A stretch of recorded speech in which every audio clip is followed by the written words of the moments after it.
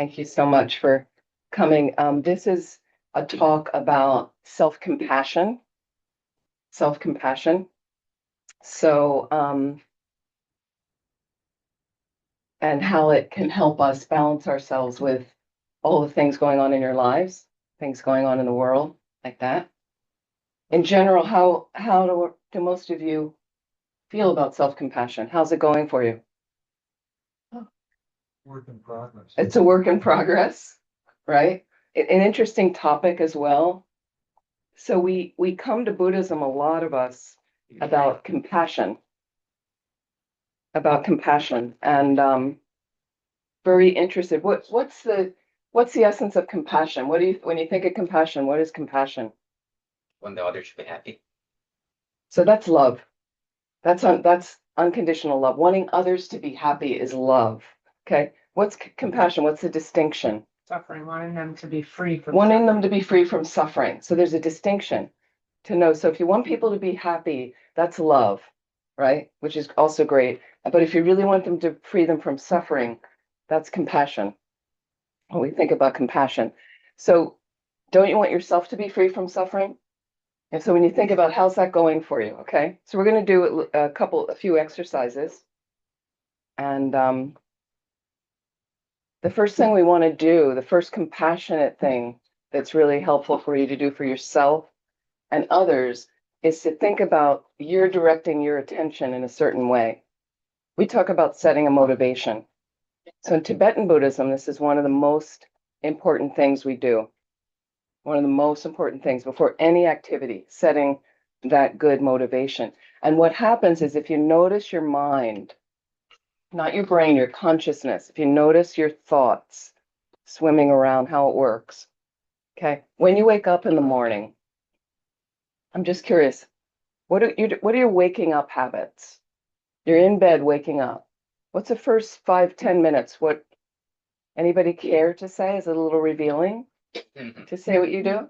motivation for the day. Motivation for the day. Is everybody doing that first 5 to 10 minutes? No, not really. Okay. So thank you for. So what else are you doing if you're not doing Things I have to do. the lists? Your lists are in your head, right? Got a lot of lists in your head. Excuse me. So we've got lists in our head. Okay. And how do you deal? Is it a peaceful place, the list in your head? Not generally. She's going, okay. What else do people do? Rejoice that I woke up. You rejoice that you woke up. And I got another 24 hours. Right. Right. So this is another thing. He's got another 24 hours to practice Dharma. So that's a different way of waking up than waking up with lists. And that a little bit is connected to motivation. Okay. There's a bit of chaos. I wouldn't say it's because part of the routine is, getting up, brushing the teeth, and meditating as soon as possible, because I know it makes a difference in how I pursue my day. But I do notice that there's a bit of chaos in the mind when I wake up. Yeah. There's some song lyrics in there that are just reverberating in my head for some reason. It could be a song I haven't heard in years. Oh yeah. But Yeah. it's just chaos. And then usually I make a good point not to grab the phone upon waking up first. I try to do some routine to Yeah. feel more grounded and not into that world of distraction yet. Yeah. But Wonderful. No, that's helpful. but it's challenging. Yeah. Yeah, it's very challenging. And song lyrics, so monks and nuns, we're not really supposed to listen to a lot of music, dancing, singing, things like that. I mean, it's within reason. And when you take Mahayana precepts for 24 hours, 24-hour vows, one of the vows is not to sing or dance with attachment. Okay. So again, sometimes you're humming something. I mean, there's a lot of music in our heads for years. It's natural. But it's interesting if you keep going back to something with attachment. And one of my friends, when he was ordained for 8 years, but it was a long time ago, and 8 years at that time was a long time for someone to be ordained. That when I met him and we were talking about music, and he said, "Oh, you have this idea about monks and nuns. You put us on a pedestal, that we're holy beings. I'm an ordinary being, not a holy being. I'm subject to all the delusions that you're subject to." We had a young woman come to one of our centers, a retreat center for the summer. We had a summer work study program. And she later, when we became friends and we got to know each other better, and she was wonderful. And she said to me later, she goes, we were talking about what people lob onto monastics that were perfect. And she said, well, when I met you, I thought you were clairvoyant. Like this is what she, where you get this idea. So I was saying to him, so after 8 years a monk, you have vows of celibacy. Is desire finished now?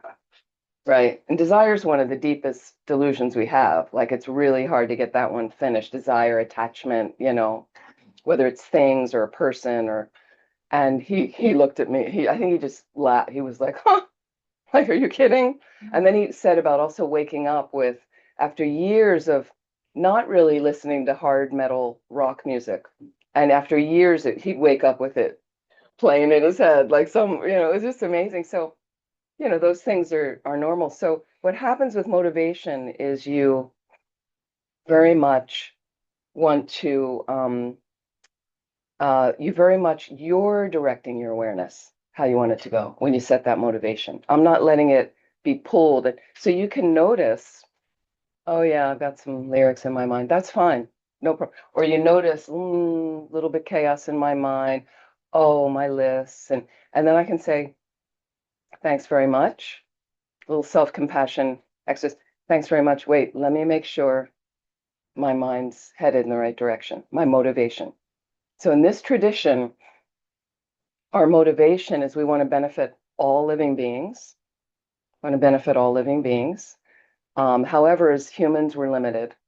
So if I can become a Buddha, if I can become like this guy, a fully enlightened being that is omniscient, all-knowing, has every wonderful quality fully developed. So I'd like to be on a path. I want to become like that one day, soon, hopefully. But the real purpose, that's not the goal. The purpose is to benefit all living beings, because then I do it perfectly. So you can put that into your own words. You might not have much relation with the Buddha and go, I don't know what that's about. But what if we could just reach a place where then I'm unlimited to help all living beings? So just take a moment and set your own intention. At least you're directing your mind. What we'd like to do with the motivation, at the very least, is you're directing your mind in a positive way. I want it to be positive today. So just close your eyes for a moment. And please take a moment for you to set your motivation. What's your purpose for being here? You can even think maybe you'll get some information today related to self-compassion that will help you to better balance your mind, that helps you better balance your life's activities, and may eventually move you to a place where you're unlimited to benefit all living beings. And at least you'll just try to help people along the way as much as you can. And that's why we're here together, or at least set a motivation for your purpose. But if you can expand beyond your own interests, fantastic. Just take a moment.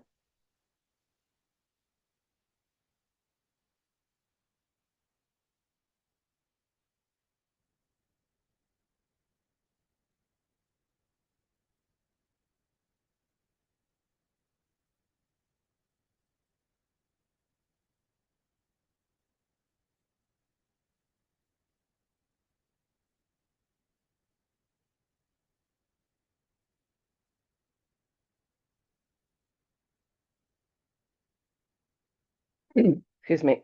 And then we're just going to do a short set of the prayers. We're going to do the refuge and bodhicitta prayer.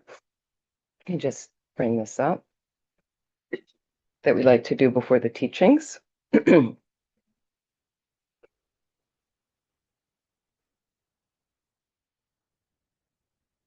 not that one.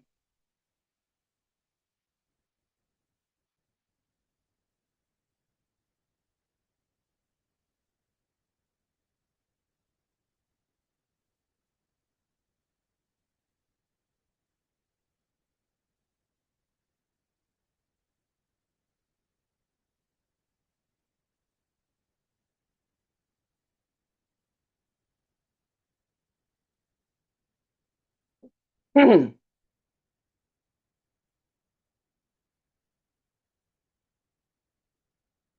I'm having a few obstacles here.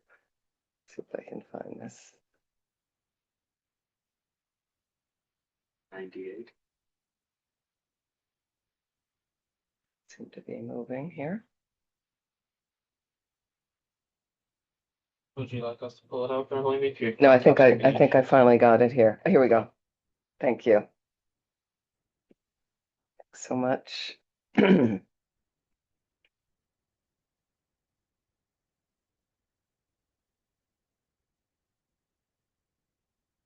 So this is a prayer that contains the whole path.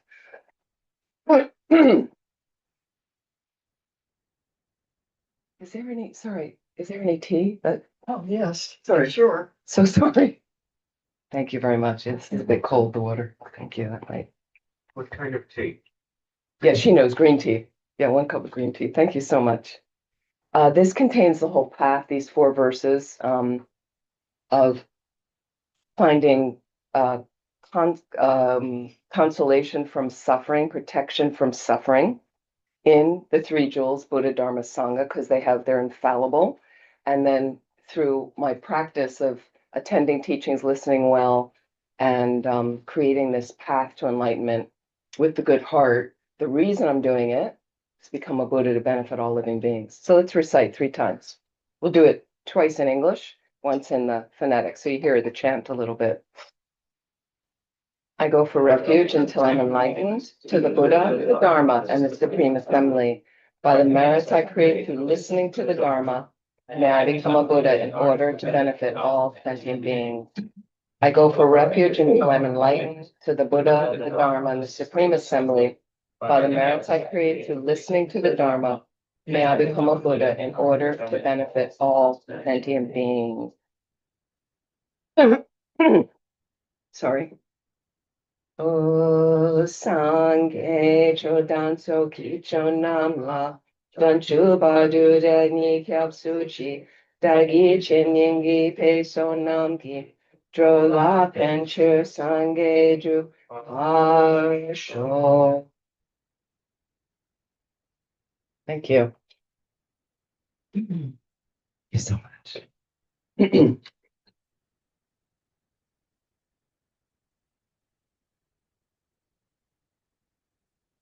Thank you.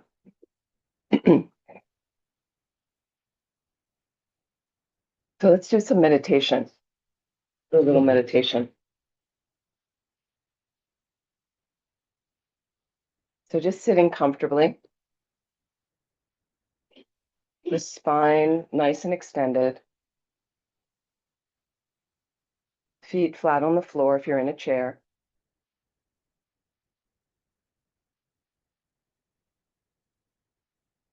Eyes can be lightly closed or slightly open. Focus towards the tip of the nose or the floor in the space in front of you. And just allow a normal, natural breath to move through your system as you adjust to this position.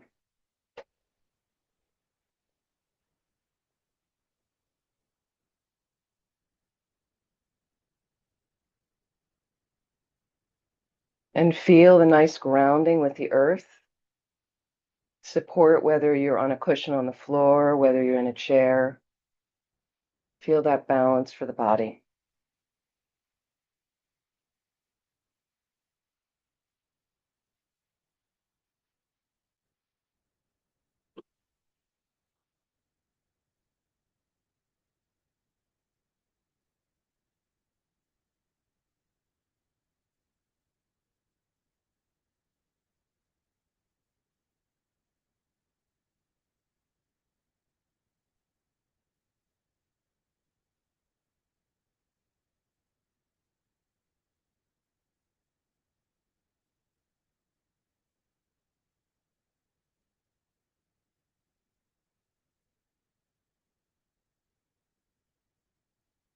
So please imagine right now that you're seated in your home or you're at a friend's home. Your friend is struggling. They're talking to you about a problem they're having.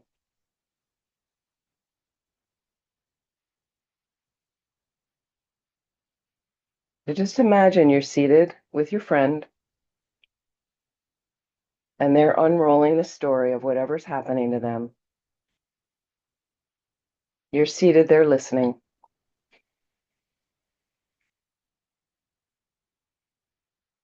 It's a person you really care about. The heart's open and you really so much wish they would be free of the suffering. So much want that. I'd like you to just roll this scene as if it's a video playing. And I want you to notice,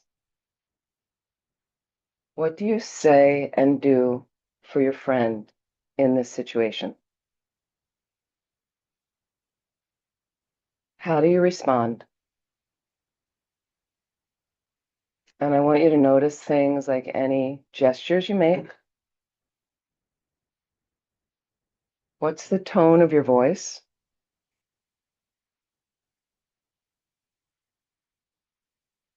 What's your patience level? How do you deal with the situation? Just watch, just observe.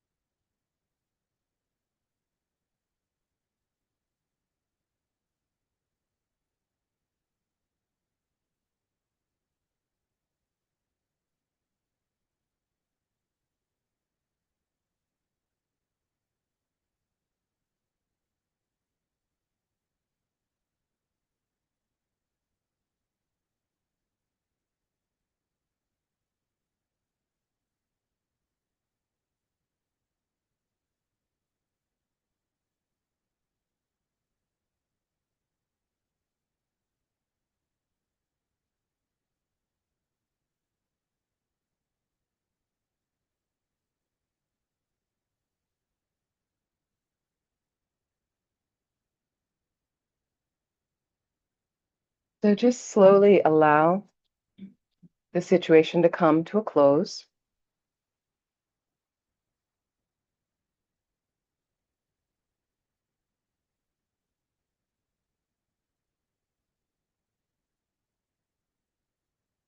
And slowly let your friend dissolve back into the space from where they came.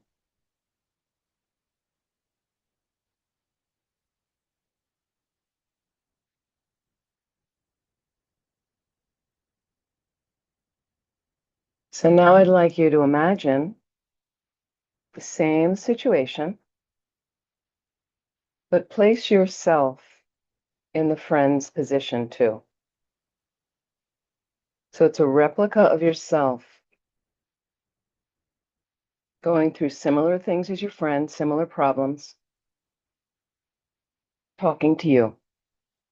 They need your help. They're struggling. And let that video roll out. This is you talking to yourself with the same problem. How does it unfold? Just observe the same things you were observing in relation to the situation with your friend.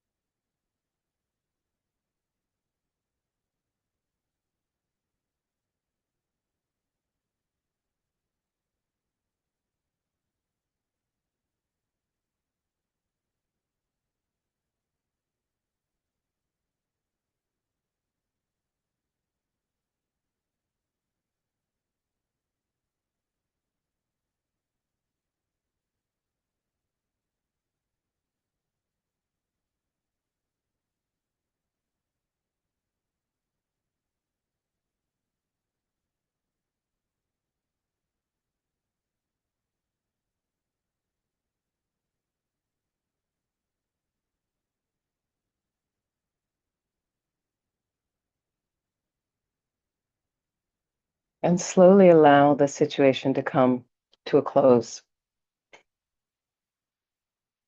And acknowledging yourself any way you like before you release that visualization back to the space from which it came.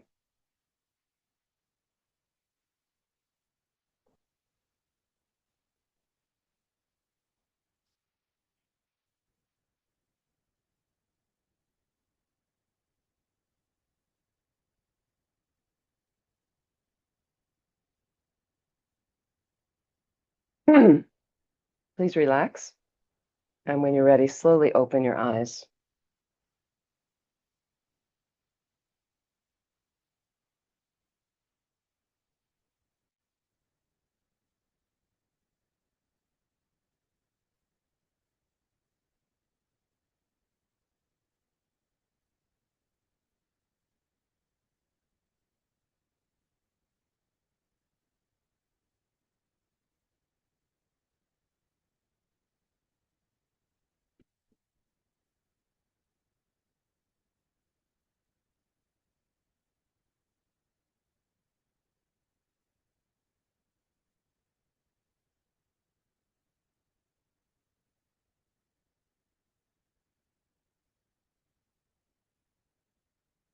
So I just want to ask how, I don't think this is on.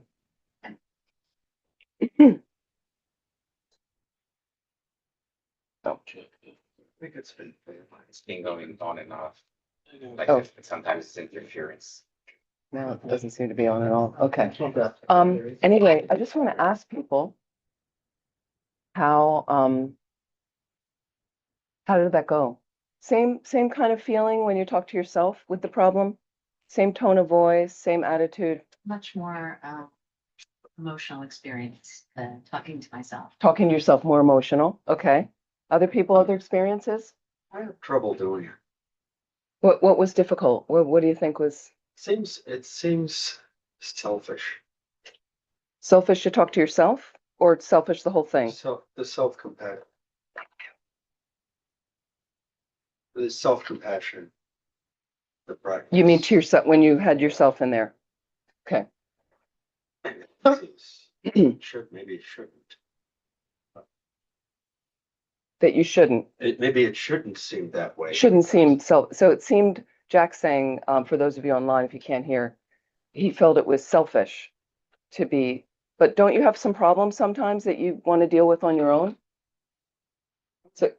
So I'm just trying to get you to notice, is your tone the same when you're talking to yourself with a problem versus a friend? You're going, no. No, Some people, no. What's different, Anne? That I'm harder on myself. you're harder on yourself. How many people are harder on themselves? Right? So it's interesting. So this is the beginning. Is first you just want to start to realize that's so interesting. You know, we deserve compassion too. This is a path you also need to take care of yourself, but we're leaving ourselves out of the equation. So the motivation to benefit all living beings, you're one of those living beings. You're included in that. Okay, so you can't leave yourself out of the equation. The beginning is I have to notice how I'm treating myself. And some of us think we're pretty spacious with ourselves. So when you have the exact same situation, you just want to notice. Just notice how. So sometimes our tone is harsh. You know, we berate ourselves. We layer some really negative things on ourselves. You know, not everybody does it. Some people have a really balanced way. And one of my friends, I noticed years ago, a monk friend of mine, and who's a great practitioner, a great yogi, and I was noticing we were at a retreat center living, so many people there coming and going, and then I was running the center, and at times I would get affected by we made a decision, and sometimes it was democratic, the decision, but sometimes as the director, we needed a quick decision. I just had to make the decision. And you know what that's like, being director, right? So just had to make the decision, and then some people weren't happy with the decision, and then they were attacking me and verbally something, you know, and then I'd like limp home at night to my cabin and I'd be like, nobody likes me. I mean, you know, and you'd have this kind of thing of just different things going in. And then I'd question, did I make the right decision? And oh, I didn't know, you know, and So somehow something with him, and he was teaching, leading a retreat or teaching something, and I think some of it didn't work for somebody. And then I was talking to him and I said, it doesn't really bother you, does it? You know, and he said no. And then I went, so what's that? I wanted to know, what's that about for you? That so he said, well, first of all, if I'm doing whatever I know to do best, but he's open to input. That's all he could do, is what he knew how to do, right? He also knows he's a human being, limited. We're not Buddha yet. That's perfect. We're not. So he could only do his best, and some people like it and some people don't like it. But it didn't disturb his mind, And then the next thing he said was really key. And he said, I meditate on precious human rebirth. Right? It was so simple. So precious human rebirth, or perfect human rebirth, is the beginning of our philosophy, Lam Rim, stages on the path, the Lam Rim. Many of you have heard this before. So I thought about, if you're really meditating on it, there's 8 freedoms you have as a human, 8 situations you're free from. It's fantastic, right? And there's 10 situations you have as a human, also fantastic. 5 of them are personal, 5 are environmental. Amazing. I'll just give you one idea. So we existed at a time, one of your endowments is we exist in a historical period, and a Buddha came. A Buddha manifested. It was 2,600 years ago, but we have these teachings are carried down. So this person went through, lifetimes of incredible practice to become an enlightened being, because his wish was to dismantle suffering for everybody. No, he couldn't bear the suffering. So when he saw the suffering in his own family, he saw the suffering in his environment, community, couldn't bear it. And then went on a journey for some years, in the last life as a prince, became enlightened, became Buddha, fully awakened being, Buddha. Before that, he was Siddhartha Gautama, prince, Indian prince, like Shakyamuni from the Shakya clan, like that. So again, because of that, that still exists in your time. And then there's a center popped up, Buddhist Center, supported by many wonderful people, that allows a place you come and you get some information for your mind to deal with. Usually people come because there's something we're not happy with in our world system. I want to figure out, how do I be happy? How do I create love? Great. That's why we're here. So that's an endowment you have. Fantastic. So if you go through these 18 situations slowly, it balances your mind. Balances your mind. Okay. And it's a counter to anxiety and depression. So that's self-compassion right there, meditating on at least that part of the Lam Rim, very beginning. You just take one of those 18 situations at a time every day, one for 10-20 minutes over. And then what you can do is you get off balance during the day. So I can come back more quickly and go, well, I'm at the Dharma. I mean, I have some tools. I went to work and I didn't like this meeting and my boss is a jerk. But you know what? Here's another this is one of the freedoms. I'm not an animal. Okay. And you go, well, my cat can stay home and sleep and I have to deal with my boss. Again, we did it yesterday. Check your cat's life.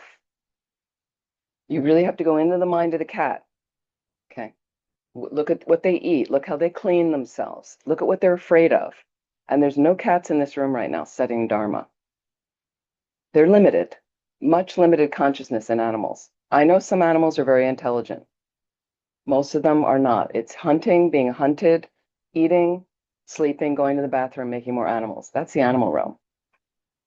If you ever watch, and you really have to notice animals in the wild. You have a lot of birds in Florida. I've been watching the birds. But you watch these birds, and do you ever see how birds eat? Mhm. They're looking around because something can easily eat them. And Lama Zopa Rinpoche, years ago, I was at a teaching, and his voice got really wrathful, and he was talking about the animal realm. Because we go, oh, I want to be my dog. So easy life, Check that life of that dog. Check the life of that dog, right? What is it? Somebody sent me a link, a friend that really loves cats. The Sad Cat Diaries. Has anybody watched some of those? They're hysterical, right? It's cats sleep 20 hours a day. You may be aware. That doesn't set you up for much, sleeping that much a day. The Sad Cat Diaries, it was something like it shows a picture of a cat, very sad. And it says something about um my housemates don't understand to stand by the screen door to hold it for me so I can decide whether to be outside or inside or outside or inside. Okay. So you want to really explore this of, and then it boosts you. Buoyant cushion. You know, I'm not an animal. You're in the middle of some turbulent thing. No, I have this life as a human.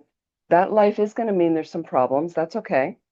But I have all the tools to deal with them. You know, I can keep exploring Dharma practice, Buddhist things. All the answers are here. But if you don't like to make the effort and you don't really want to do this path, there's many other paths. Find the path that's right for you. But I find the biggest part of balancing my self-compassion and having more is the bigger motivation. I really want to help as many beings as possible. That lights me up. So you have to find the thing that lights you up from the inside. What really lends meaning to your life? What lends meaning to your life? Figure that out. Don't wait anymore. Figure it out now if you haven't found that.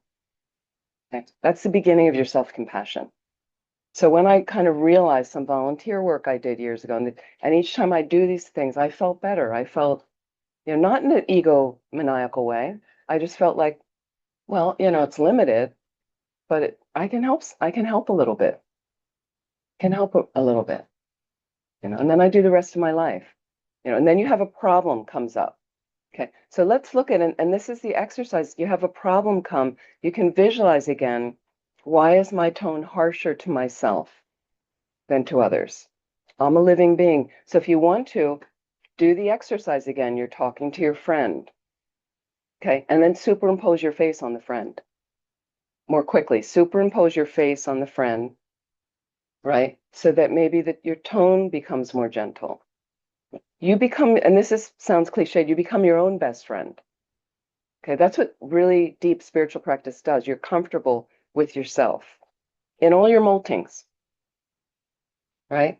And you acknowledge you make mistakes. It was my friend. He made mistakes, sometimes whatever, but he understood. It's the best he could do, so he's comfortable with that. So if somebody shows up and doesn't like it, well, you know, I did the best I could. It's not for everybody. Like that. So you slowly start to work with the tone, what's happening. So I become a little more gentle with myself. I forgive myself. You know, we are going to make mistakes. So it's just a little bit more realistic. And if you are doing your best, what's the problem then? So can I learn from mistakes, pick myself back up, learn so I don't have to repeat the mistake too many more times? Then better self-esteem. Better self-esteem. We'll take questions in a second. One question, just. Yeah. I had the thought this morning, to go through life with the idea of trial and error, and this morning I changed it to trial and success. So he came through life with trial and error, he was saying, and now This morning the phrase trial and error is always the truth. And this morning I changed it to trial and success. Trial and success instead of trial and error, he's saying, yes. Yeah. Yeah. Well done, sir. Trial and success, great. Okay. So a couple other things. Self-compassion breaks. So there's many great self-compassion books in the States, many great authors, teachers of self-compassion. Some of you are familiar with Kristen Neff's work, Neff. She's a psychologist. She has a website, some great stuff. I'm going to talk about her self-compassion breaks. Another person who's written some great books is Christopher Germer, Germer. There's many more people. Those are just a couple I'm just mentioning. It's your own practice of the Dharma, your own, what do I want to say is you're moving through Lamrim meditation. So you're learning the philosophy slowly. You're able to meditate on that philosophy regularly. It's the most self-compassionate thing you can do for yourself. The reason is all the answers are contained in that philosophy. 3 scopes of the Lamrim. I've talked about that before. I won't go into it in detail. Okay. But I have mentioned before, when I do retreat, often I do a lot of solo retreats, and sometimes in a very remote place. The place has a good library, Laudo. It's in Nepal, up in the mountains. Has a good library. So there's great Lamrim books there that you can use. And but people say to me, and there's only 4 people that live there, and they're not teachers. It's Lama Zopa Rinpoche's sister, an old nun, and they're basically running like a small farm, and they will feed you and cook food for you. It's very, very simple place. So the when I'm there, people say to me, so what, you went for 3 or 4 months up there alone? So is there a program? And I go, no, you have your own program. And they have little retreat cabins, and people like to come up and do their own retreats. And it's an amazing place for that. It's a very blessed place around this holy cave where Rinpoche, they said, became enlightened in an earlier life, a couple lives ago, like that. It's very special. So they said, what happens when you have a problem? Like if you have a question, if you get depressed, if you get lonely, and the Lamrim takes care of it all. So I go into one of the meditations. I'll look at a specific meditation. There's other books there. I mentioned to some of you emptiness meditation, those of you familiar with our philosophy, with the most profound part of the nature of reality relates to emptiness, that things lack inherent nature, concrete, solid, independent existence. Things lack that, which is what we impute on them, the solid. And there's some books there. So I would pull out one of those books. Got a little, the first time I was up there, very lonely, kind of depressed, pull out one of the books and I'd read a little bit. Mine would become balanced. You're kind of dealing with reality as it is. So it was fantastic. So that's available as one thing. Let me go into some of a little bit more practical, easier for a lot of people. Kristen Neff's self-compassion breaks. Let's think about this. Self-compassion breaks. We need this during the day. We need this in our lives. You can do it daily. You can pick one, okay? Self-compassion breaks, and they relate to, number one, you're doing it with mindfulness. Number two, you're doing it with something called shared humanity, common humanity. I'll explain a little bit more about that. And number three, there's a break you're doing with loving kindness. Loving kindness. And these are things we're familiar with. People have heard about mindfulness. We like that. A little bit more awareness on something. Shared humanity is what we need right now as well. And it cuts isolation and loneliness. Right? It also cuts an inflated notion of myself. And loving kindness, that's what our planet needs right now. So, and the thing is, it's very hard to start moving that out to others if I don't feel it about myself. Has to start here. And Lama Yeshe used to say, be gentle with yourself, then you will be gentle with all others. So I have that little quote laminated. It sits on the wall next to my desk, where I'm based. And just to remind myself, because years I was really hard on myself.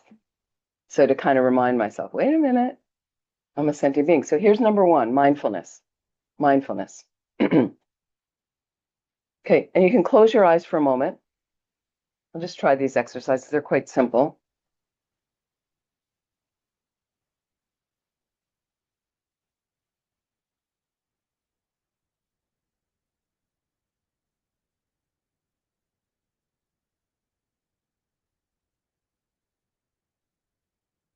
Please bring up some suffering that you are experiencing right now in your life.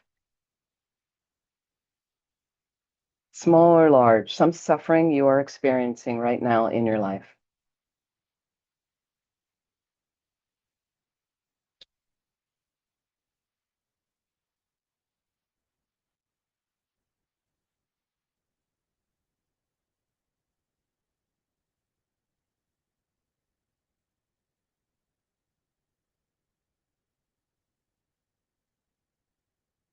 So in Buddhism, we talk about samsara.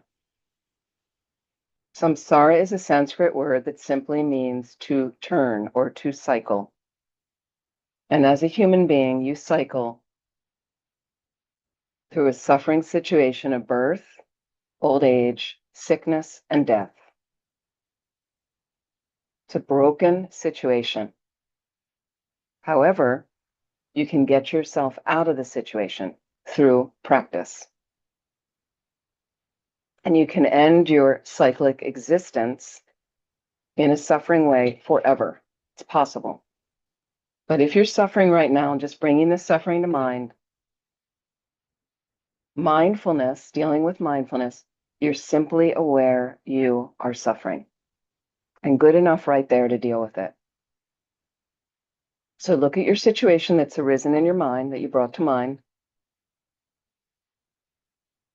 and having a self-compassion break with mindfulness, all you're doing is you're going to layer some thoughts on that suffering, on the situation in your mind, just to yourself. And you can just think simply, this is a moment of suffering. This is a moment of suffering.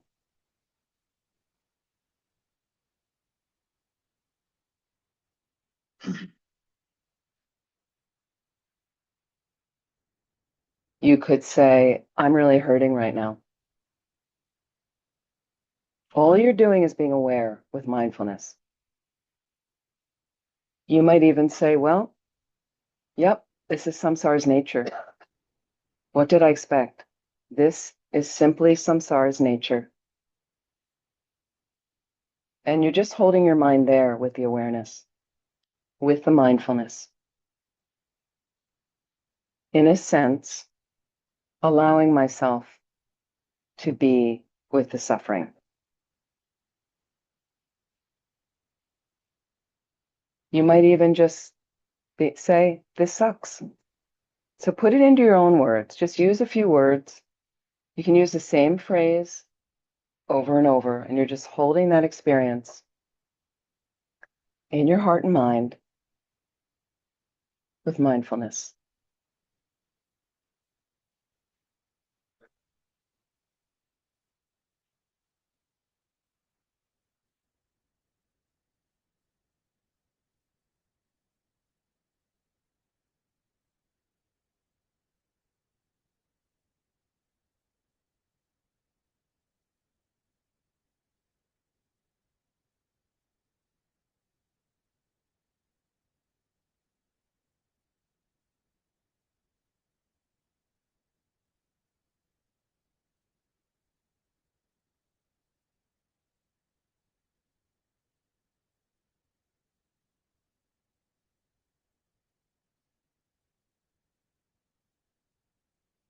And you inhale and you exhale.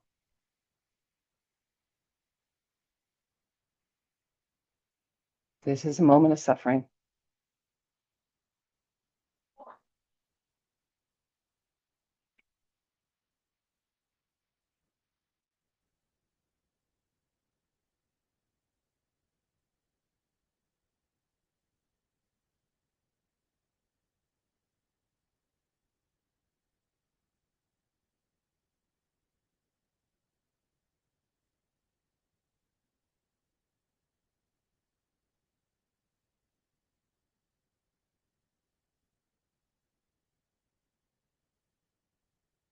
Please relax.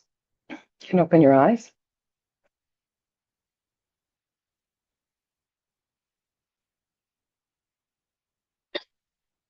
So what happens in our culture, very much in the States, I notice, we run from suffering. We hate it.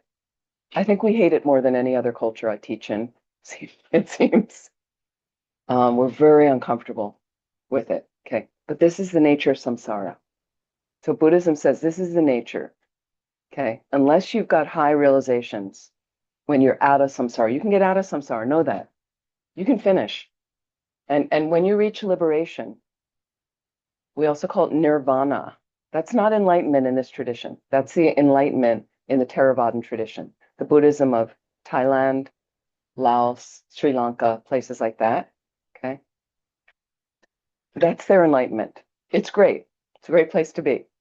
We take it a little bit further. Then I want to reach that place and then I want to remove subtle obscurations to omniscience. Then I become a Buddha. But that's not the end. Then I become a Buddha to benefit all living beings. Okay. So it's not that there's any problem in the Theravadan tradition. Everything's different types of students. Okay. So you can reach nirvana at anyone in this room, and that brings about a permanent cessation of all your mental afflictions. Mental afflictions are things like, I also call them, a synonym is delusion, imbalance in the mind. Okay. So there are things like confusion, anger, hatred, attachment, desire, jealousy, pride, doubt, fear, depression. Get the idea? We all have these. This is the human condition. Human condition. But no, you can get out of that. And your mind peaceful, spacious, wonderful. But we're very uncomfortable with discomfort. Very uncomfortable. The thing is, if you just hang there with your mindfulness, honestly, you get more comfortable with the uncomfortable. So this exercise, the first one with just mindfulness, is simply, okay, yeah, this sucks. Just going to be there. And you're not trying to escape. You're not reaching for all your escape hatches that all we ever do is run, and then the suffering's going to come back up again. And I don't have any exercise getting a little bit more comfortable with it. You don't want to get too comfortable because you want to get out of it. But again, I can hang there with it a little bit. So years ago, I was trained hospice work in San Francisco, the peak of the AIDS epidemic in San Francisco, and was trained as an emotional support counselor. And then they pair you with somebody dying of AIDS. Everybody was dying then. There was no medications that fixed it, that helped you live a longer life. And it was horrible, keep dying. And I had this guy I was with for 2 years, and because first you died, everybody was dying within 6 months. Then they had some medications, and then basically all people got was about 2 years. So he was at the end of the 2 years, really, really, really ill with AIDS, and we had a really close relationship. And one night I showed up I made a point, we're going to get together. I came to his house, and his partner opened the door, and obviously the partner was also HIV positive, but still somewhat healthy, but looking at what he was going to be going through, I was terrified. So I got to the door, and the partner's like, I'm leaving, Rick screaming, I'm out of here, and left because he knew I was coming over. And I hear the screaming in the back, coming from the back of the house. And there's nobody else there but me. And I was like, what am I gonna do? Well, you just want to take the suffering, but there's nothing I could do. So I made my way down the hallway, and he's in his room on the edge of the bed, and he's screaming in pain. And I didn't know what to do. I was totally flustered of like, there you are facing some really big suffering, and we want to fix it. Sometimes there's nothing you can do. Okay. So I knew I couldn't leave. I had to walk into the room. It was one of the hardest things. I remember I walked into the room. He could just nod, couldn't really do much else. He's just screaming. And then I got this feeling that I should move closer to him. Because a lot of people with AIDS and that time, everything was erupting in their body. Nobody wanted to touch them. And these are people that need touch, need somebody to be close and care. So I moved closer, and then I had this feeling, maybe I should try to sit on the bed next to him, like slowly. So I just said, would you mind if I just sat down next to you? And he nodded, great. So I gently sat down. I think I had asked him, is there anything you want? And he was so I just sat down. So we stayed there like that. It was so uncomfortable for me, let alone what was going on for him. But mentally, you're racing. So you can just, again, mindfulness, just hold your space. This is samsara's nature. It sucks. Okay. What happens is we have a pretty good situation in samsara, right? And we like our samsara, a lot of us. We have it very good in our culture. So we mistake it for pleasure. We think everything's going to work out. It's not. Okay. And another self-compassion tool I really like to use sometimes. You have your lists. You mentioned you wake up with your list. We all have lists. Finish this. I'm going to do this. I'm going to do. Whether it's you're renovating your house, you're getting your kid through university, you're purchasing a new car, your job, your career path, you're having a baby, we've got all of our stuff we're going to do. And what if you pose to your mind that you're never going to have it all together? Okay. I found that really liberating. You're never going to have it all together in samsara. Never. There will always be another thing, right? So you manage what you can, and instead of tormenting yourself, let it go. I've seen people tormenting themselves. The tile in the bathroom, and I called the guy 6 times. Do we need to, certainly you want to get stuff, you call, you do what you can, and then let it go. Something your kid did this way, college, didn't really come out, people, you're having a baby, it's all kind, things, and you talk to your medical team and you have certain ways you want to have that baby, and then suddenly you're rolling through it and it's not going exactly the way you thought. What you want is healthy mom, healthy baby at the end. That's all we really care about. So however you can get that thing out of you. I had a friend, really, she was great and had the baby naturally, but she said at the end, she looked at the medical team and said, chainsaw? That sounds like a really great idea. I need this thing out of me now. Those of you that have had children, you can relate. But mainly the mindfulness. So I sat on the bed next to him, and then I had a feeling, and you just stay there. So hard for me. I was all clammy and sweaty, and the mind racing. You want to do something. We're gonna, I want to fix it. I can't fix it. He's dying of AIDS. Can't fix it. Unfixable situation. There, and I'm just inhaling. I'm uncomfortable. I'm exhaling. Really uncomfortable. Inhale. And then I got this feeling that I should put my hand on his back. But I didn't know if that'd be painful for him, right? And he was full of all kinds of. So then I just said, Rick, would you mind if I just put my hand on your back? And he nodded. He really wanted that. So we stayed there like that for a half an hour together. And then because everything changes also in samsara, the pain subsided, pain shifted. So then I could get him back into bed. So once I did that, it's much easier for me now to be with other people's tremendous suffering, mental, physical, right? I basically, I rehearse. I try. That's a rehearsal. Okay. That's why we practice certain things. Sometimes we visualize something on our cushion alone. You're rehearsing. Meditation is a rehearsal. There's many different kinds of meditation we do. And you're rehearsing to get your mind prepared to be more balanced, spacious, loving, and it has to be towards yourself and then towards all others.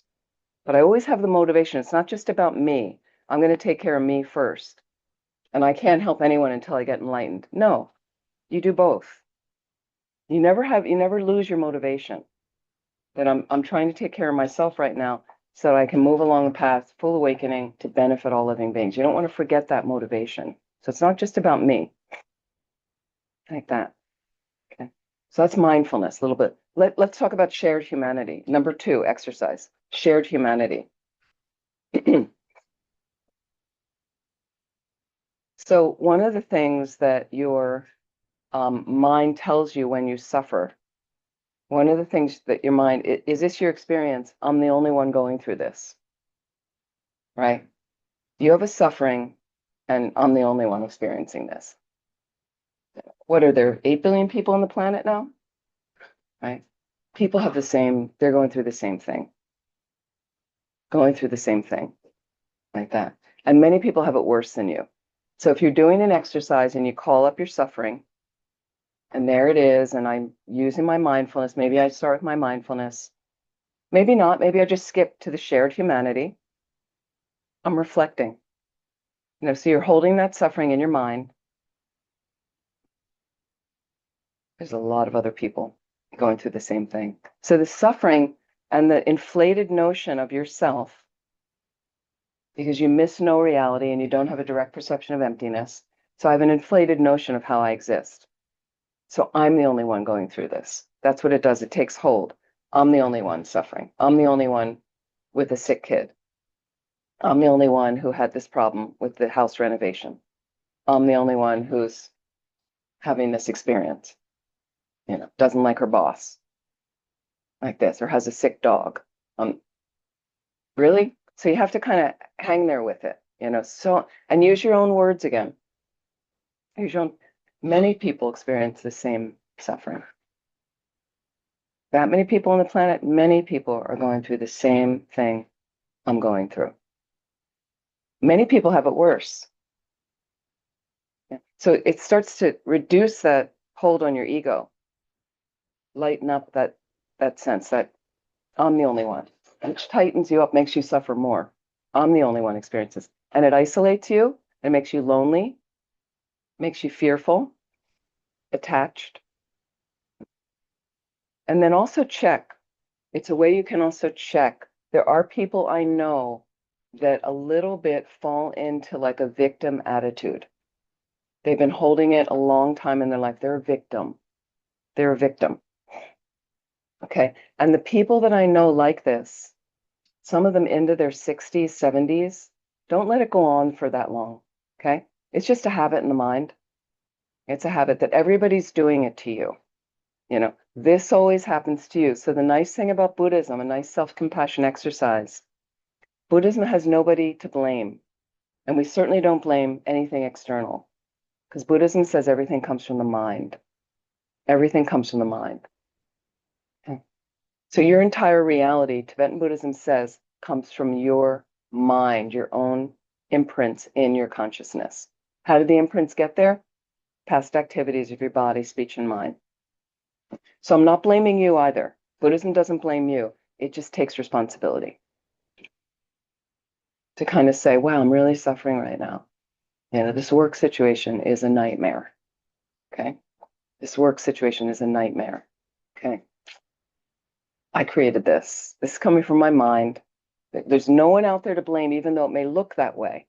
This person's really abusive. This person doesn't do their job. It may look that way, but my mind created it.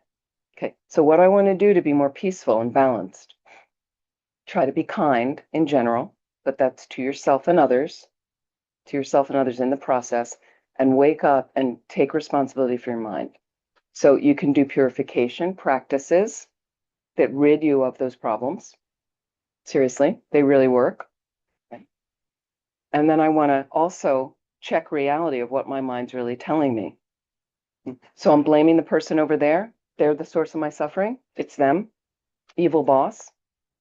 And these people in the office agree with me that they're terrible, right? So you get your little pack. We all agree. So it must be true that they're inherently terrible. This happens a lot in workspaces, communities, your neighbors. They're terrible. Okay. Isn't it interesting? You can probably find one person that really likes them. And certainly their family likes them. They have a very different view of that person.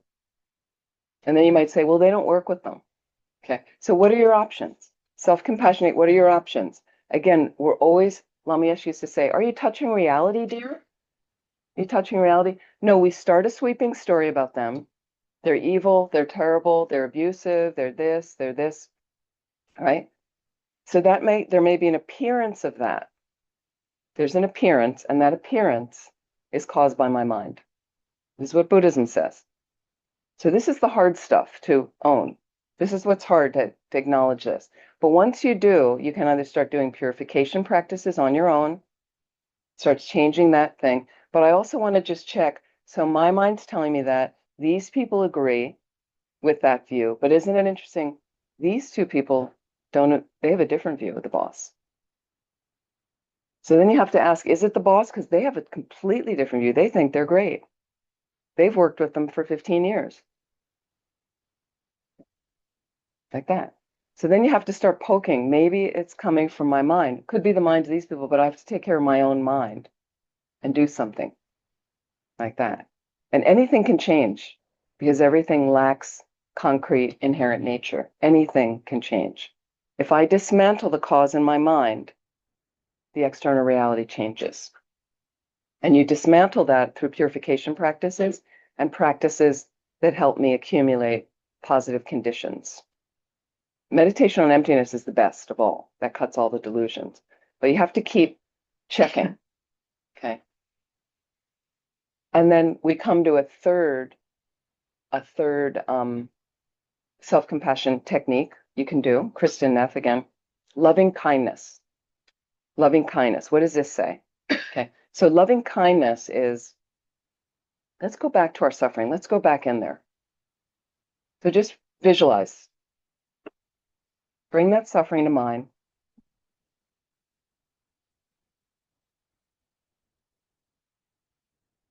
Just find that meditation posture. Just let's focus on that.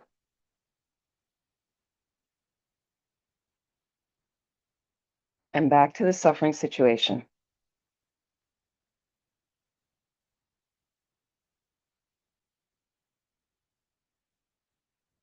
And let's go back and just start with the mindfulness. You breathe in, suffering, moment of suffering. You breathe out, put it into your own words.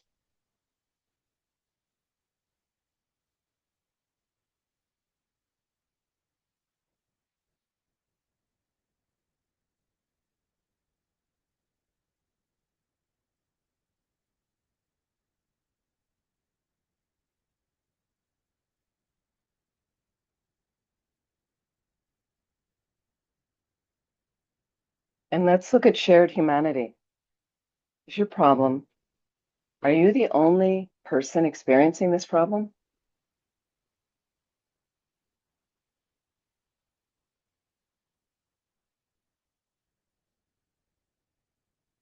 Just reflect for a moment. How many other beings on the planet are experiencing a similar situation like this? Let the heart and mind open up. Just releasing those constrictive holds that I'm the only one going through this.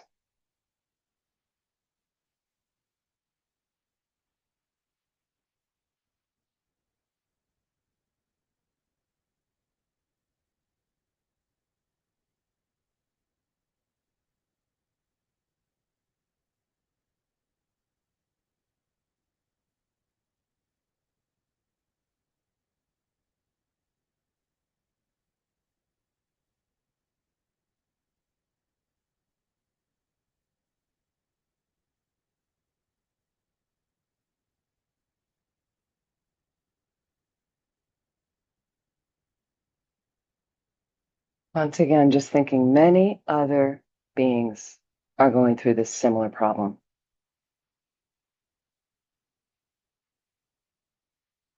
I'm not alone.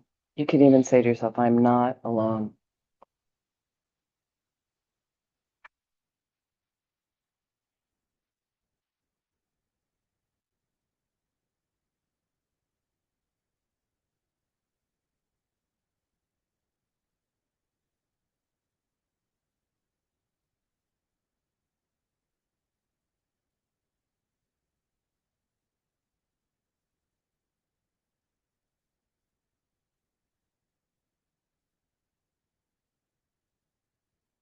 Let's look at the third exercise, loving kindness. How can loving kindness help me in this suffering situation? Sometimes you might even feel to put a hand on your heart. Ask yourself, what do I need to do right now to take care of myself in relation to the situation?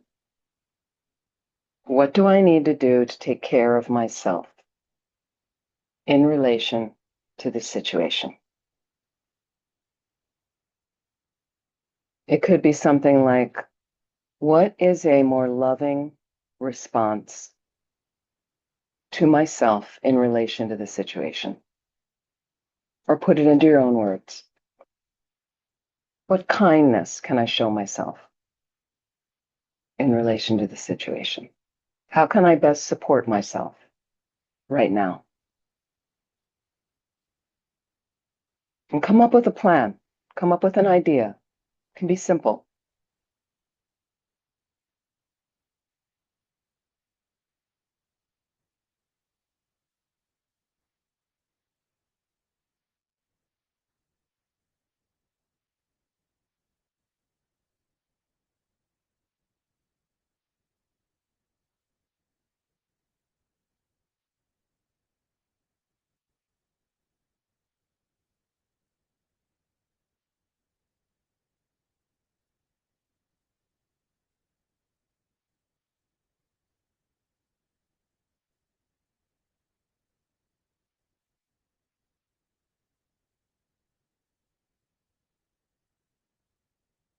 Please relax.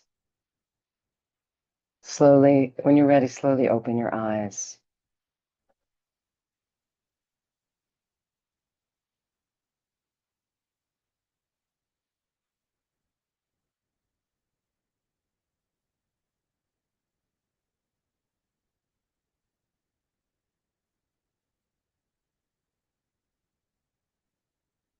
Helpful?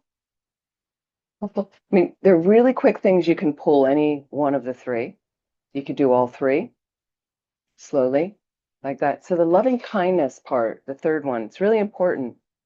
I mean, I've had thoughts in my mind of like, you're really tired working through a whole thing, and it's like, I'm going to get my favorite bath salts, put it in the bathtub.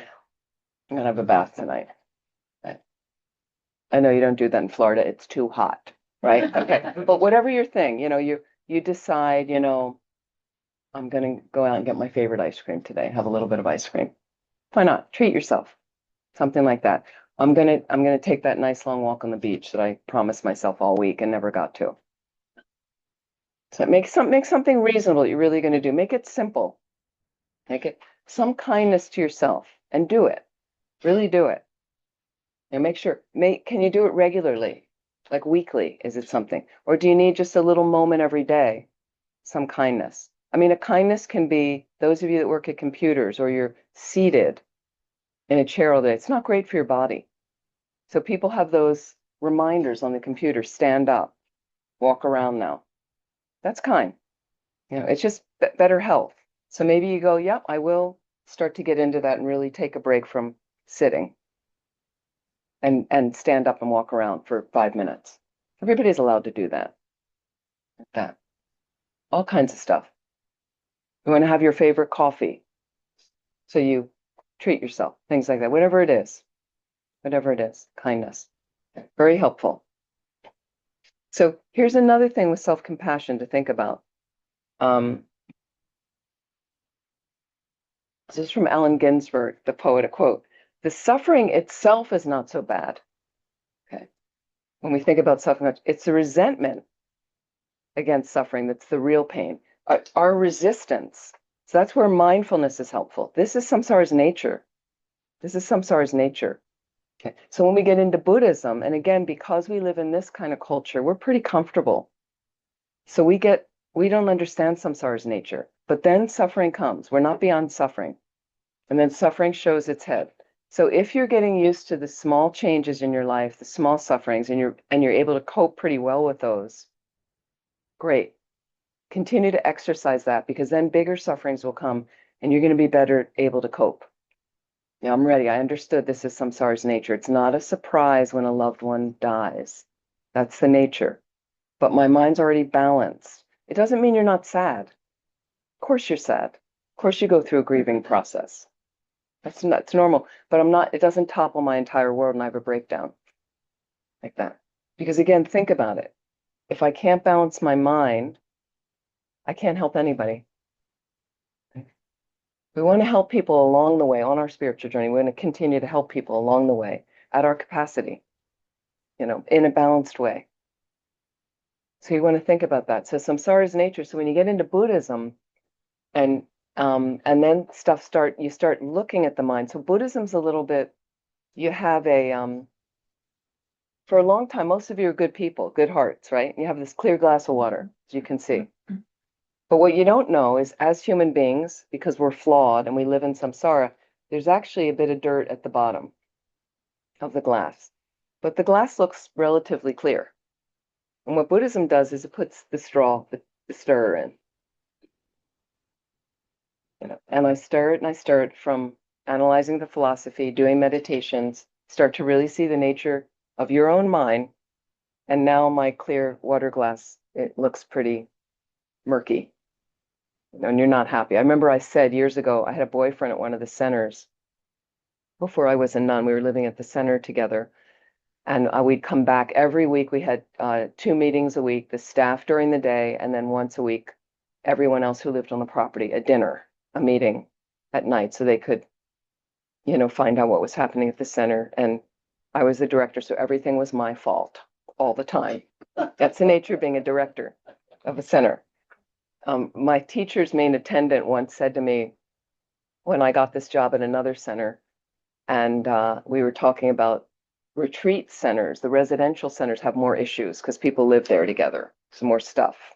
And you kind of act out a dysfunctional family thing sometimes when it's not going well. And he said to me, why can't people just take care of their minds? We're walking around our shrine one night, Stupa came to visit.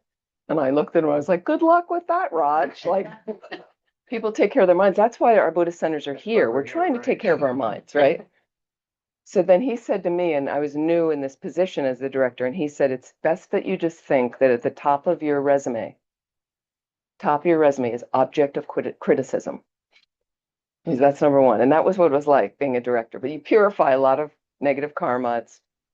You get it oriented. But I'd go home with my boyfriend after a meeting. Everything was my fault, and I came home and I said to him, I don't need this. I was a good camper before the Dharma. I said, I volunteered, I helped people liked me, but yeah, I just stirred the pot. So it's dirt I needed to get out. You need to get the dirt out because when you die, it follows you there. It's with you when you're dying. And when you're dying, you don't have as much control over your mind. So I want to get it out now. So in order to get it out, first I need to see it. And when you see it, it's uncomfortable. This is all our ride in samsara. You just buckle your seatbelt and I'm okay. I'm going to stay on the surfboard. Got my seatbelt on. That's my Dharma practice. Touching reality like that. So years ago, there was in Italy, they were teaching and an Italian student piped up when he got into the Dharma. And then he said, the lamas have ruined my samsara. You go along, everything seems to be okay, right? And then you get into the Dharma and you go, but what we notice is when we suffer, the suffering does pop up, small and large. And how's your mind? How's your mind? So if I've got some basic kindness to myself going on, I'll go, okay, this is a bigger suffering. This is a bigger suffering. What do I need to do? What do I need to do? Some of you know, so I recently, Lama Zopa Rinpoche in 2021, asked me to go back to California. I'd lived there a long time in California, but I'm from the East Coast. But he asked, could I go back, move to this center that was struggling through COVID, really badly struggling. Okay. So I went back to California, 2021. I lived there for about 2.5 years. I was miserable. I was pretty miserable there. It was a really hard position. It was a really difficult position, right? I was very happy to follow the advice of my teacher. It's one of the best things you can do if you find a qualified teacher. And I had total faith in this being. So I no regrets. I was very happy to go back, but it was hard. It was hard work. And it was so wild how hard it was of what was going on with the community and the way people were treating each other. We think Buddhist communities, everybody's great. And some people would say, like, are these people Buddhist? I wanted to have my Catholic neighbors from my neighborhood where I was living on the East Coast do a workshop for them on kindness, to teach the Buddhists how to be kind. But people are people. They're human. Okay. So part of me would go through a thing where it seemed like from their own side, they were existing negatively. But I had to keep going, wow, this is my mind. I didn't want to blame these people. I felt fundamentally they had good hearts. I knew that. Some of them I knew for years. Some were new to me. But if I wanted to make them the bad ones, right, I suffered more. It became more rigid. And then I have to go, no, wait a minute. This is my mind.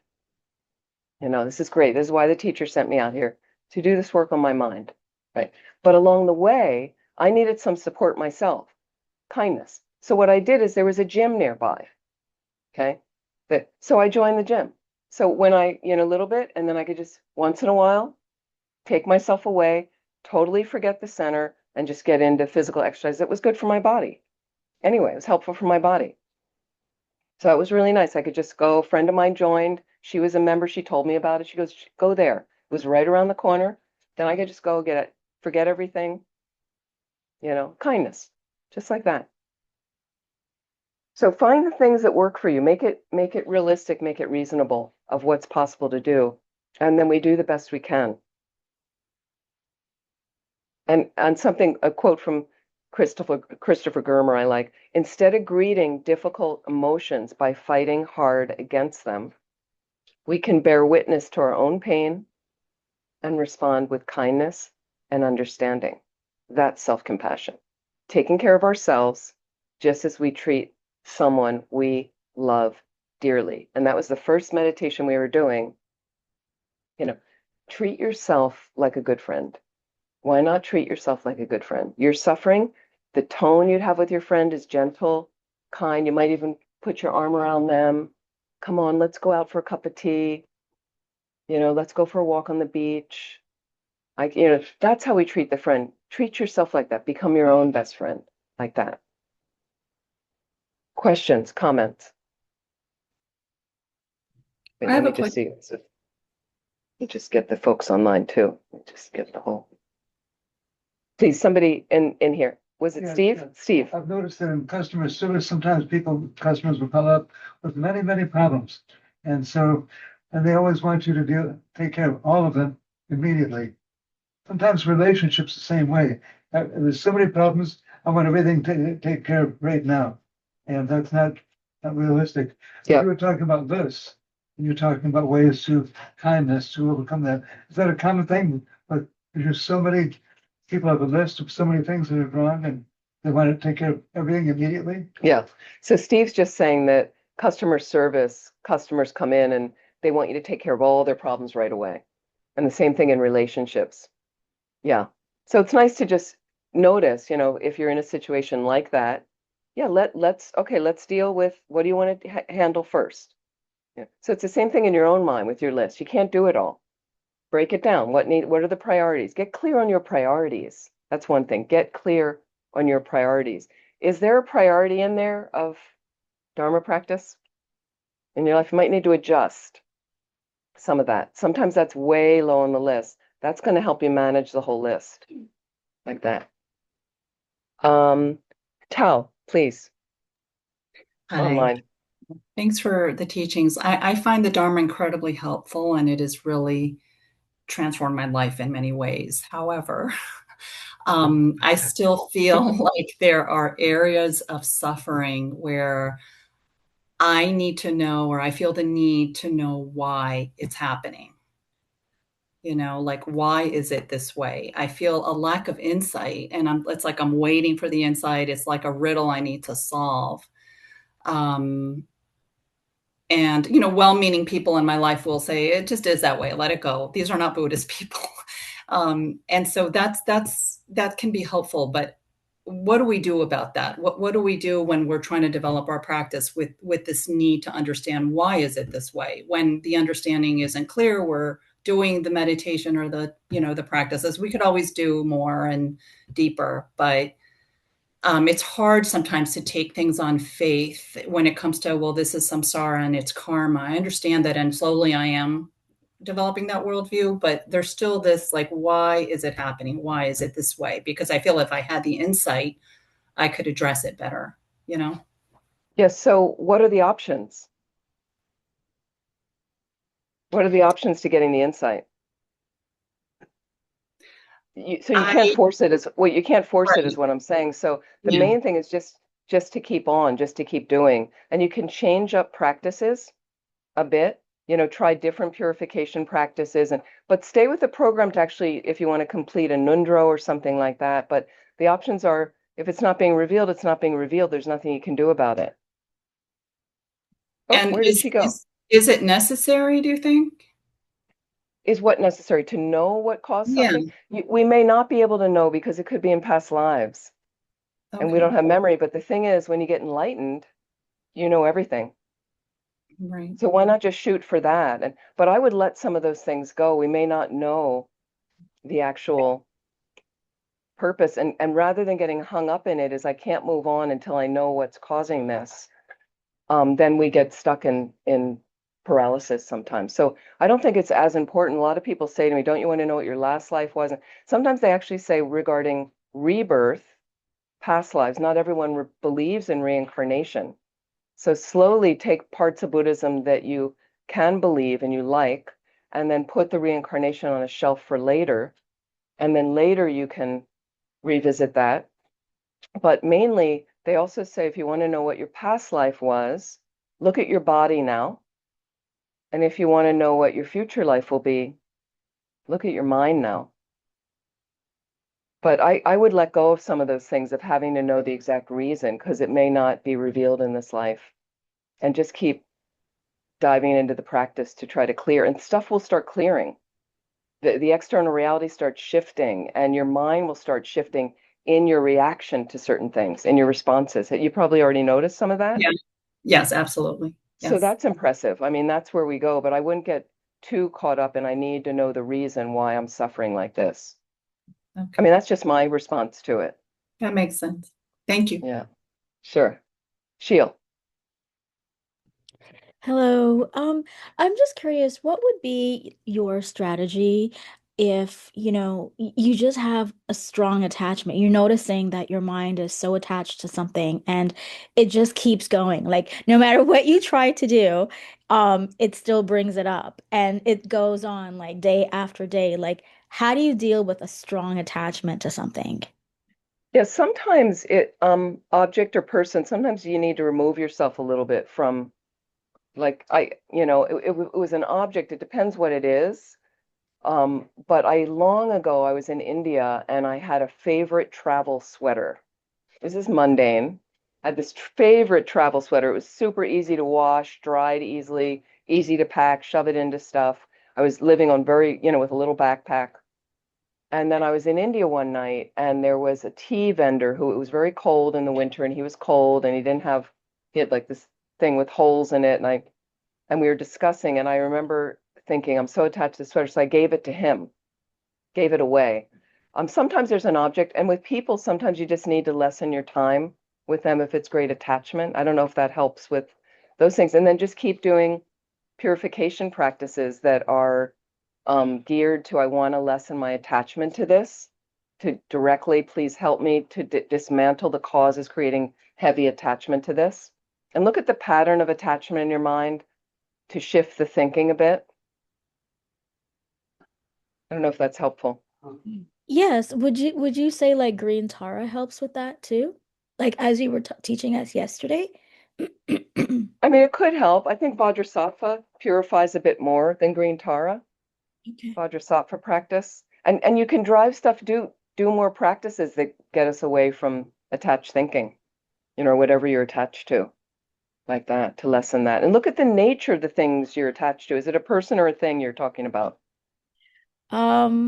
Both. Okay, so look at their nature. So they're changing all the time. So if it's a person, first of all, look at the bodily functions that go on. They're disgusting, but they are. I mean, you have your beautiful object of attraction, perfect. Well, as they age, wrinkles form on the skin, the hair changes color, they can't hear, their knees get sore. They're going to look really different in 20 or 30 years. They smell, somebody just said. People smell. Yes, we do. But that's one reality, and that it's more of a Tibetan tradition of looking at that aging body and looking at the body now. But we can do it, and really, really kind of you go. I mean, it levels out a little bit of that over attachment to somebody when you look at them like that. And some people have gone through, like I was caregiving my parents at one point.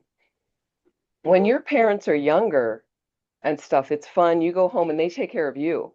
They do everything for you and it's fun. And that, my mom making dinner or dad doing, fixing stuff that we had broken and things like this. And then suddenly something flipped and they're like children and you're having to manage for them, explaining things to them again and again, taking them to doctor's visits, which they don't understand. And you're cooking for them, you're cleaning and washing and everything.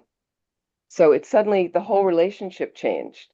And here's this strong, capable being that you're attached to in that way, and it changes. So it's helpful to look at things like that.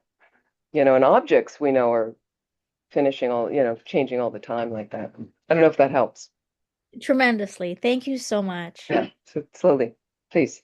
I noticed that on that first exercise, on the second part, when I'm the person suffering and I'm telling my friend about my suffering, it would be so much more difficult for the expression to happen because I tend to, and then I was like noticing about the suffering and everything during the other practice. And I'm like, yeah, I think that's a tendency to run away from the suffering and not want to talk about it. So to run away from To your, run away from the when the not suffering, when have it's to you. talk about it, yes. Yeah, rather than talk about it. So it's one thing to think about, look at your escape hatches, is that, and it doesn't help it because then it's back there again. And then I sometimes get upset with myself that I escaped. Now, we all need breaks. Again, you do need some breaks, but be reasonable, because if all I'm ever doing is escaping from this suffering that keeps coming up, and then I get angry at myself, or then I get depressed with myself because I haven't dealt with it, then sometimes you need to just sit, figure out what can I do about, is there, and ask yourself realistically, is there anything I can do about this suffering?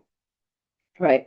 And if there is, there's a list of, yes, I can do this, this, this, and this. Make your list. If you want to write it down, write it down, and then take action and realistically go through those things. But I ask you also to use motivation of compassionate wisdom. Is there anything I can do about these things with compassionate wisdom? So it means like your boss is a jerk. You don't want to go in the next day and go, yeah, I can yell at him and tell him he's a jerk. It's not really the wisest thing to do. Okay. But then you also have a list of certain sufferings. There's nothing I can do about it. So let it go. Let it go. I mean, me coming in the room, I couldn't fix Rick's AIDS. I couldn't take it away. I couldn't fix his screaming. Nothing I was going to do about it. So I'm just going to wait. Everything changes. Everything changes. So the suffering will change at some point. So I'm just going to have to let all those concepts go and let all my fear and my freaked outness right now that he's screaming. There's nothing and I'm just going to sit here and be with it. And then sure enough, 30, 40 minutes later, something shifted. It changes. Maybe it wouldn't have changed, but then at that point, I could still say to him, get up. Sorry, Rick, I need to go to the bathroom. Can I help you get back into bed? And he could respond. And what else? So you make your list, what you can do, what you can't do. See it bubbles floating off. Let it go. Don't ruminate.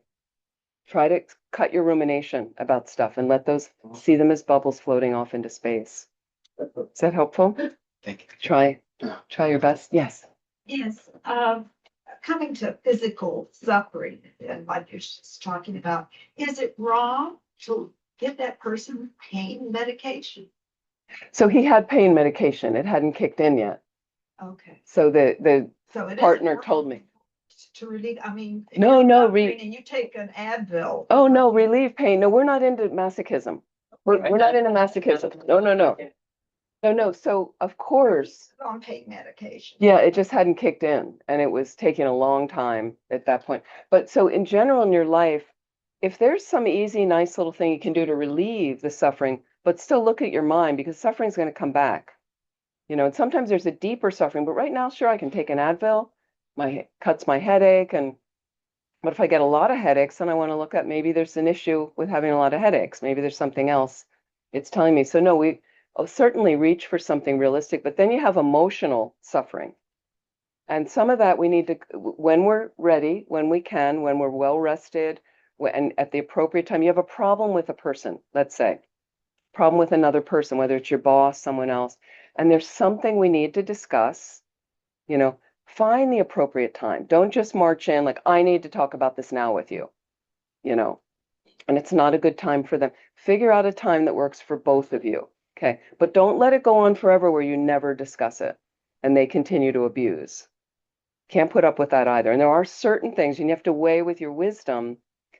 This needed to be addressed right now. Like it might be somebody yelling at somebody beating somebody you see. And sorry, and you get that person, this is not, and you can say to them right there, this is not okay. Stop. So that might need to happen right there, again, with compassionate wisdom. I don't hate them. I'm not making, but it's like, this needs to stop right now. Are you okay? Are you safe? And then when you find time, then you find a time to deal with the other issues. Does that make sense? You're always using your common sense,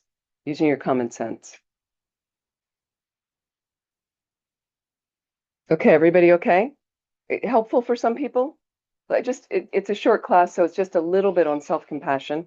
Thank you so much. We're going to close in dedicating. So we've had a nice little pocket today to discuss. And then what we like to do is we had a good motivation and we want to dedicate that whatever positive energy we've created in the best way. again, for us to get enlightened to benefit all living beings. And that way it seals in that virtue in our mind stream, seals in those imprints in that way. We're going to do some standard dedication prayers.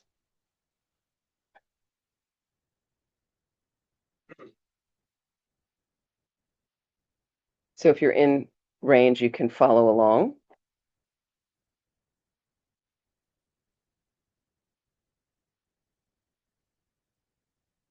Due to the merits of these virtuous actions, may I quickly attain the state of a Guru Buddha and lead all living beings without exception into that enlightened state. May the supreme jewel bodhicitta that has not arisen arise and grow. May that which has arisen not diminish but increase more and more. Just as the brave Manjushri and Samantabhadra too realize things as they are, I too dedicate all these merits in the best way that I may follow their perfect example. And for the long life of His Holiness the Dalai Lama.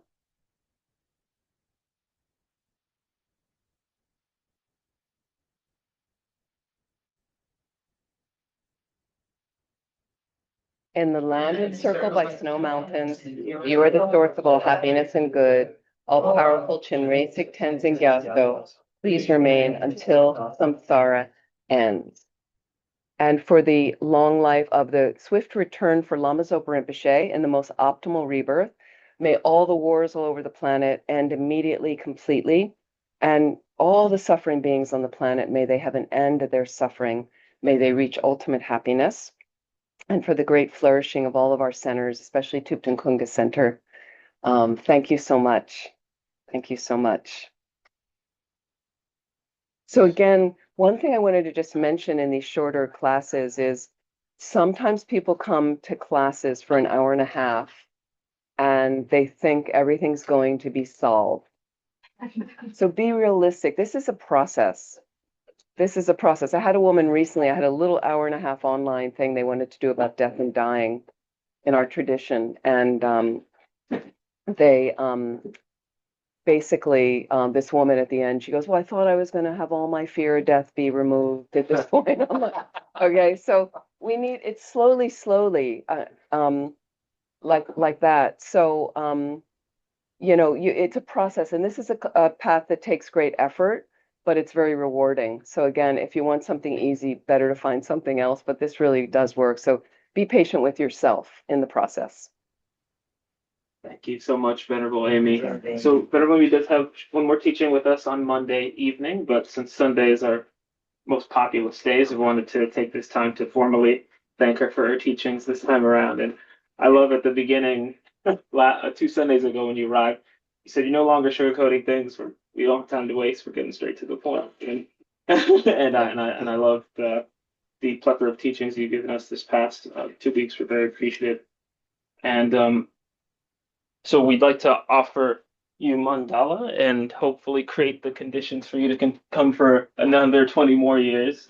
For those of us who are participating. Thank you. Thank you very much. So, Jack, can you place it on the screen? Do we typically? Should do I need to still have this on? No, the Golden Prayer Book on page 100 is the right mandala offer prayer. Oh, so he can share. Okay, great. Then let me just shut this and then make it easier for you guys. So you can hold this, right? We can just do the short mandala. What page did you say? 100. Well, there's a short mandala, maybe 32. Oh, yeah.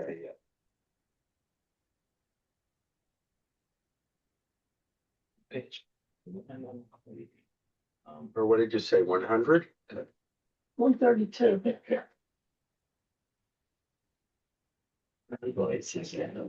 I think it's 104. Yeah.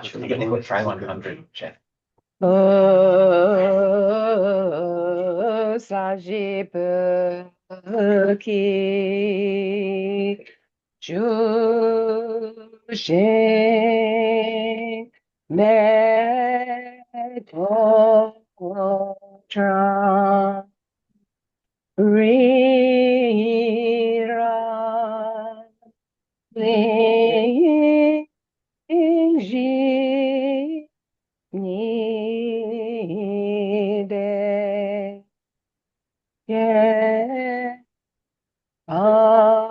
Adi Sange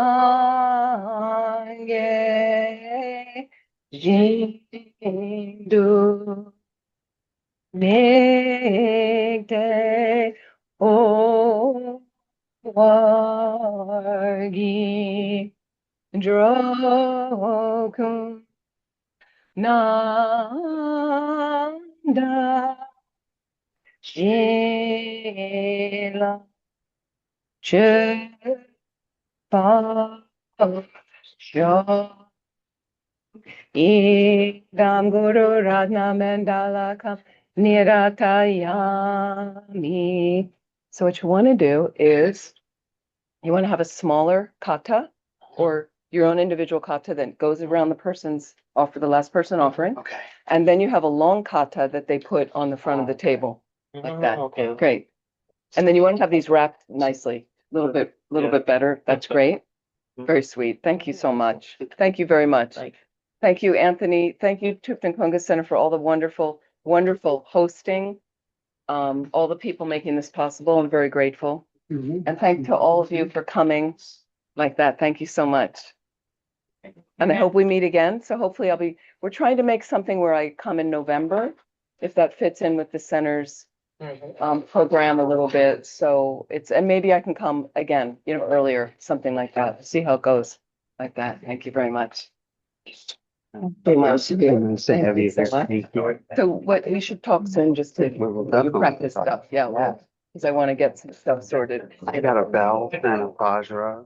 I don't know how you say it. Oh, good. Okay, so that's good. Yeah. So that's the thing. We can make more time when we're here. We can have maybe in the future the other people that take in highest yoga tantra do a 6-session guru yoga thing, or we can do some classes at the higher level, and the other people will show up maybe that want to do it. So we can also have some sessions like that. Ellen George and things like that. Oh, thank you, my dear. Thank you for enriching my practice. Oh, thank you so much. Lovely to meet you. Oh, so much. Thank you very much. Lovely to see you. Yeah.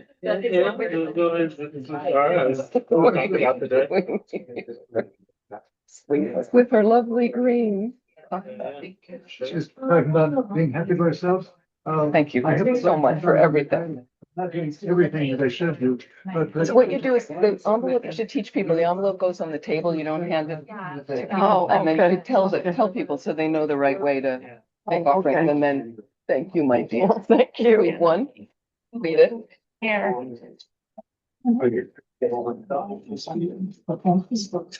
I also need a ride to lunch, but maybe there's someone up, but then if you can drop me to Jackie, she's very close. She's like, that's fine. Thank you. Thank you very much. Thank you so much.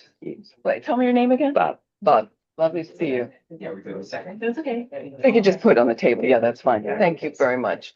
Thank you so much. Lovely. Right. Yeah, thank you. Thank you so much. Thank you very much, my dear. Thank you so much. Thank you very much for coming. Lovely to see you. That Oh, close. oh, thank Don't you. leave us. We're gonna get the Ginas and their Nundro happening. Yes, we are. Thank you for coming. Thank you, my dear. Yeah. Thank you. Thank you so much. Thank you. Hope to see you at Atlanta Medicine. Are you still there? No, I